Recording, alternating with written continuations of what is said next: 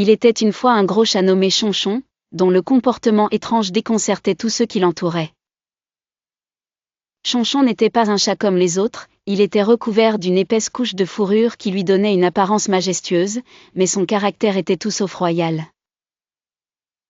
Chonchon passait ses journées allongé sur le canapé, regardant les oiseaux par la fenêtre sans la moindre envie de les chasser.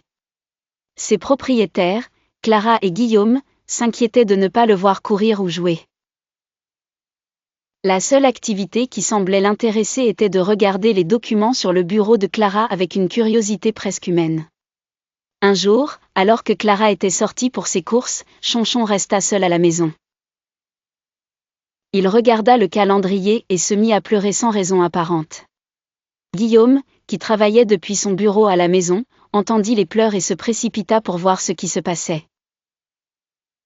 Il trouva Chonchon devant le calendrier, fixant une date comme s'il s'en souvenait mais ne pouvait pas expliquer pourquoi cela le rendait si triste. Chonchon semblait dépérissant, dans une sorte de dépression féline que personne ne pouvait comprendre.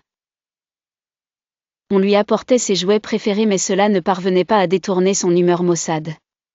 Clara et Guillaume décidèrent alors de l'emmener chez le vétérinaire, pensant que peut-être quelque chose ne tournait pas rond chez leur cher chat. La vétérinaire, après avoir examiné Chonchon, leur dit que le chat était en parfaite santé physique, mais ajoutait un léger petit clin d'œil, parfois, il se peut que même les animaux passent par des phases émotionnelles, tout comme nous.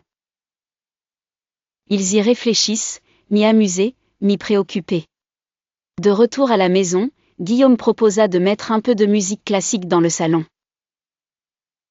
À leur surprise, Chonchon se leva lentement et, avec ce regard vulnérable qu'ils avaient maintenant appris à reconnaître, s'installa devant la chaîne hi-fi. Il semblait apprécier les notes de Bach, sa tête suivant le rythme. Clara réalisa alors que Chonchon n'était pas seulement un chat, mais aussi un être sensible, quelque part entre le félin et l'humain, une créature qui, comme eux, ressentait les hauts et les bas de l'existence. Ils continuèrent à adapter leur vie pour accueillir ce gros chat à la sensibilité exacerbée, lui apportant écoute et patience.